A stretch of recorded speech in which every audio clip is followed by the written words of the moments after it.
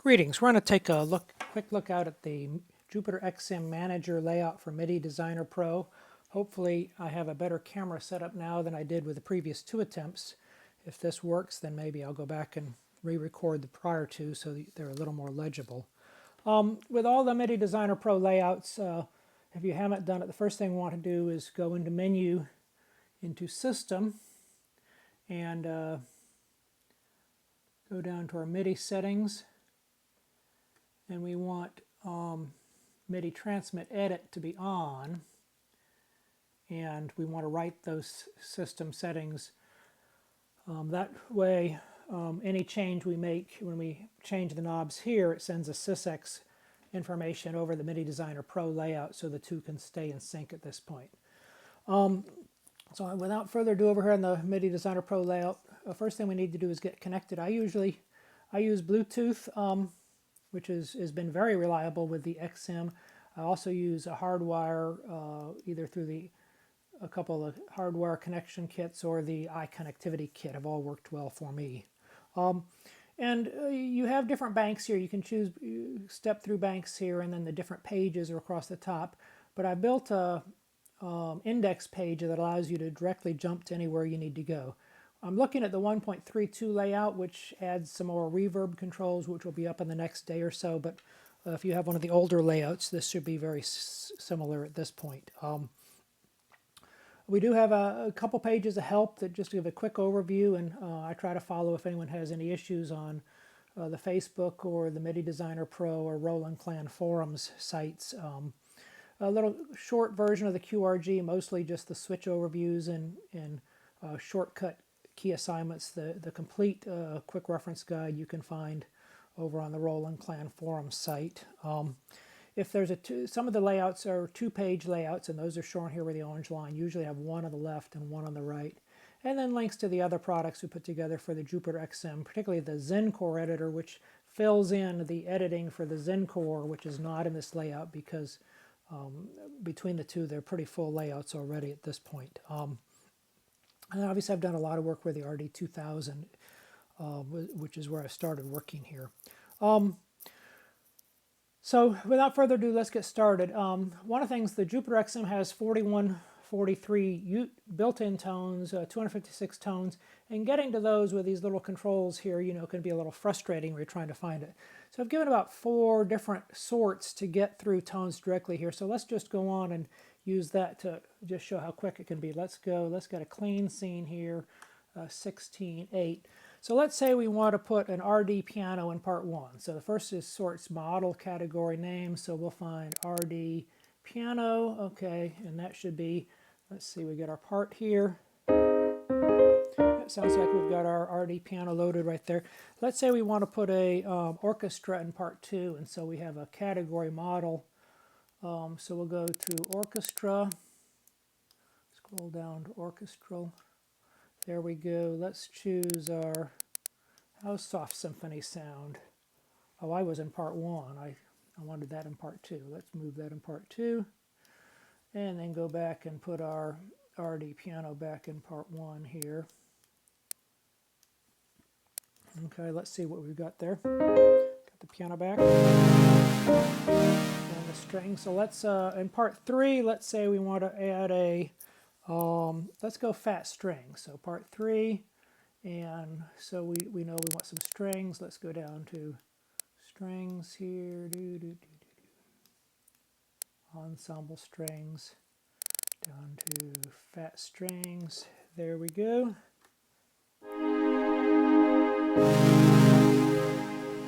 On part 4, let's say one time I remember seeing this thing called MG sweep somewhere. So part 4 is just a pure alpha sort of everything. So let's go down to M here in our category list. MG, so we go to MI and then roll back to it. So MG sweep, there it is right there. Okay, so that just shows you a quick way. And we also do have, even though the drums are easier, we have the drums loaded over here. So you could, in part 5, choose the drum kit you wanted.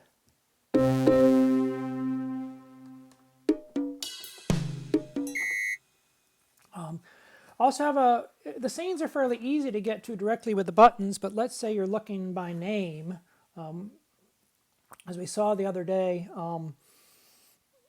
Ed and Scott were playing, and they brought this nice one up called 80s something or another. And so this has the default scene names loaded, so we can find that. Oh, there it is right there, 80s split. So, and actually what happens is one of the safety things is if you're in editing, it won't accept the program change. So that we got to get out of the edit. That way you won't, and it must still think I'm trying to edit here. There we go, all the way out. And now it will accept the program change. Sort of a safety function on the Jupiter XM that if you send a program change while you're in the middle of an edit, it will not accept that program change. Okay, for user tones are a little more difficult because you don't know what you're going to load. So what I've done there is I've loaded in this spreadsheet, thing, I've loaded the first 5 Zencore as if you loaded them starting sequentially in bank 1 up through whatever position. And then I have a category lookup for those down here. If you have, you can go in and put your own names in here, go in and edit it, and if you've made a set of tones, you can go in either individually or bulk with a spreadsheet. Now that doesn't change the names in the Jupiter XM, it just changes the names in the layout. And you can do the same with scenes. I forgot to mention that while we're over on the scenes page. Okay, continuing on. First thing, we do have a default, we have a traditional mixer format here. And it's the first time we've seen this, but on each of these pages, when you initially bring them up, you have to load the settings to match. That will bring in the settings from the Jupiter XM so they're matched. So at this point, we have those loaded. It shows what they are. And it's what you've got. You've got your typical level controls, your pan controls. This is your drive switch, so if it's going through a drive, and if it's drive, you're coming over this way to the drive control and down. Let's get something that we can actually hear that with. So let's go scene 15 to part and 1 I want, right? So I've got a nice organ there, and we can hear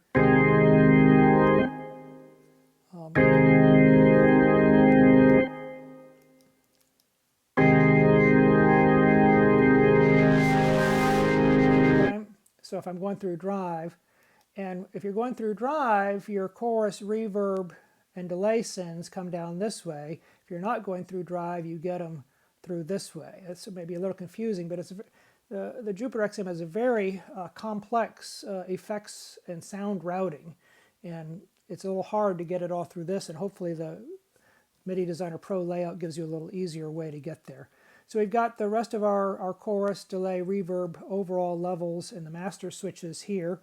And we'll see those will follow here. You know, after I changed the scene, I didn't load, so there are a couple things different. That's what's going on here. Okay, and you know, as you make the changes over here, those will follow along with you. You have your system compressor and EQ settings you can turn on and off there. These are your switches, your part switches. They'll follow right along with what you're doing over here. So I got my key switches on and off, and the part switches. And I said it's sort of complex trying to figure out what's going on this layout. So I've given an additional layout here, which I call sort of the functional overview. Let's load our settings again. We got to the page the first time. And so this shows your effect can, the part effect can live either in the tone or the part. And so this shows, and if I'm using the tone effect, I would, that way if I want to go to the part effect, I hit here. Oh, I got to hit that way, and that changes it. And I've got my chorus reverb sends here, drive over here. Once again, this shows the multiple ways you can, if you're coming through drive, this one is hooked up through drive there. If we go back over here, hook this one up.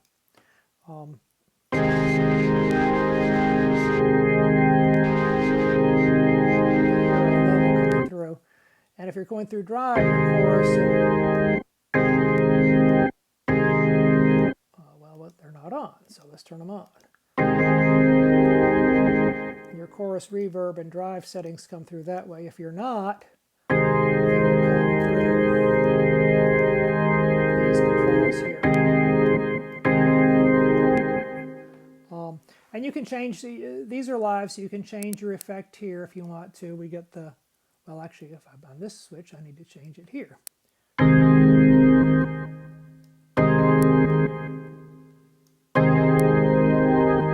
So you can see that this gives you a little functional way to explore what's going on with the sound path.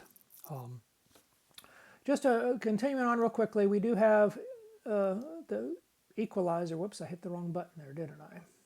Equalizer, there we go, go back there. Load equalizer settings, and then you have your system equalizer and then your equalizer for each of your parts that's within the scene. We have a compressor, which is a system setting, and I've preloaded, I've given a couple presets here, and I preloaded the 5 different compressor settings that are in the RD2000. So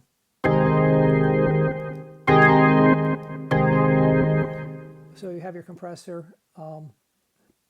Continuing on, we have editors for chorus. I'm not going to go through these in detail. It takes a little time to work through them. But you have your various chorus effects here. And it's interesting, I should point out here, you have chorus, delay, and reverb, but actually the chorus also has all the delays in it too. So you actually have 2 different delays you can use. So these are your chorus. If you're using the chorus, if you're using chorus as a delay, you would come to this page, choose chorus, load your settings, and then you could change here what it was, you see. Now the way these multiple pages look, I have time control delay, so I go down and read across here. This is my time control settings. If I was using 3-tap delay, for example, I'd go to the next page here, and here is my 3-tap delay settings. Let's just turn those other off, so we're just hearing the delay now. And I can adjust those as necessary. Continuing on, we have our the add in 1.32 is the SRV 2000 controls. So not only we brought those controls in, but I also preloaded the 32 presets that are in the original SRV 2000 or the SRV 2000 manual. So let's say we want a large chapel. Now we're in reverb, so let's just have the reverb on so we hear what's going on. And let's just turn it off going through drive and get the maximum here. So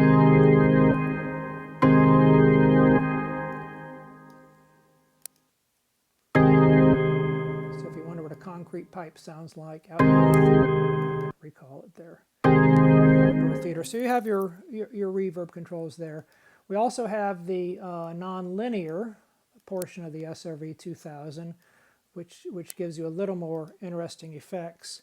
The inverse reverb, your drum gate, and what they call your backwards reverb.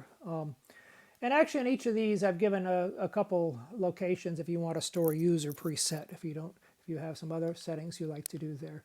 Then we have just the more generic Integra 7 and GM2 LUTs. Continuing on here, we have our arpeggio controls. Let's see, index, arpeggio, page 2. Let's go back. Let's go find that one that Scott was using the other day.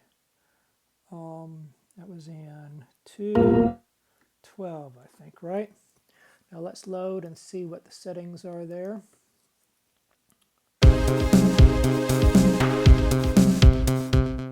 I'm going to turn that off so you can hear me what's going on. So this page, it shows what pattern we got up 16th and the rhythm. Here are your system settings for whether or not the recall will set the tempo, tone, or kit. Your switches here, and once again, those will follow in real time here as I change those. We have our tempo. Let's get it rolling again.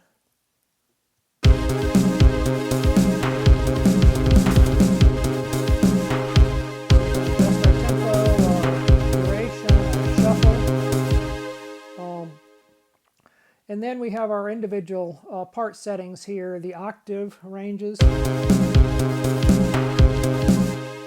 that one's not on. Let's see, we look down here, we see this is part 2 is on, part 5 is on. Oh, you go away. So we have our receive switches, which is the individual beat switch, and the hold switch, which is the whole individual hold switch for the part.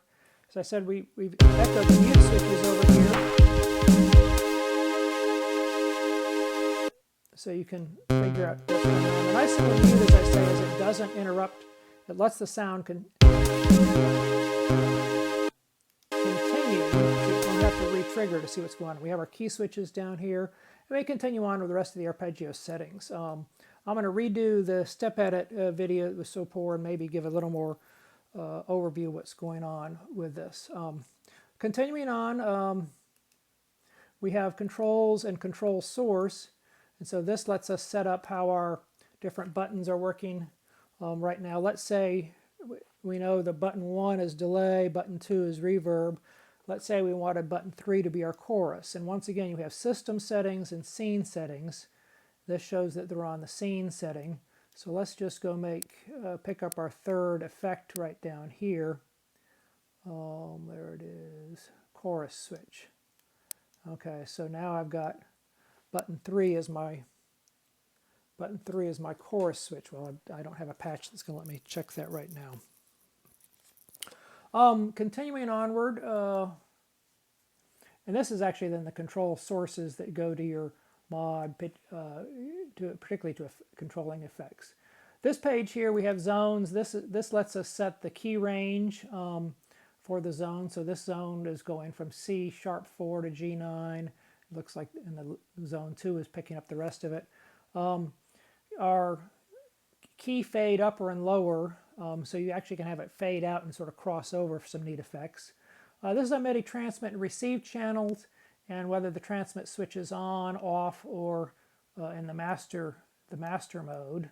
And then I give these, you have quick all transmit off, all transmit on. If something funky is going on, you want to get that figured out. I forgot to mention this earlier when we were going through tones. I should have, but I also have, if you just want to quickly see the tones that are active in each part, you come to this page, active tones, and that would just show that, okay, we've got part 1, Jupiter 8, the JP11, part 2, part 3, that sort of stuff. And then a quick reference back to the other sorts if you want to get back and reload a part. You can these will change the part, but that's no better than trying to dial through here. Now, probably the most interesting thing is we brought these analog synth model editors in. So you've got a visual layout as best as I could do it, the way that the synth was originally laid out functionally. Now I've had to move a couple blocks around just because of physical screen. But let's go get something we can actually edit here. Let's go. Initial scene should have a Jupiter in. Yeah, we got a Jupiter, but let's get a little more interesting. I'm going to choose it over here. I'm just going to scroll around till I find something having. There, somebody's got some interesting going on in the LFO. If you haven't seen it, particularly these, you may not pay much attention to these, but if you're editing it, you can choose your LFO, visual display, and your envelope here, and you'll see as we edit those will keep track in real time. So I've got that. And as usual, first thing we need to do is load our settings. And actually, I'm on the right part. I forgot to point that. Okay. And actually, so the good news is this shows that it did read as a Jupiter 8, so we're on the right editor here. So I mentioned our LFO rate is shown here. If we increase the rate, we see it change in the screen there. So I won't go through this, but you actually see, and then in real time, or if I do the same thing over here, if I grab it here and change, it will follow also. It follows also on the Midi Designer Pro, so they do stay in sync. Continuing on, we have the same thing for we have the Juno 106 editor, the JXP8 editor here, and then the SH101 editor as well. So that's a very quick overview of what we have in the editor so far. The next thing I'm really to start working on is some of the editors for the effects. And with 90 different effects, I can't get all those in here, but I will try to focus on maybe a few of the more complicated ones. But I appreciate any feedback. If there's something you need, something that's not working, or some way to improve the layout, please let me know. All right, thank you.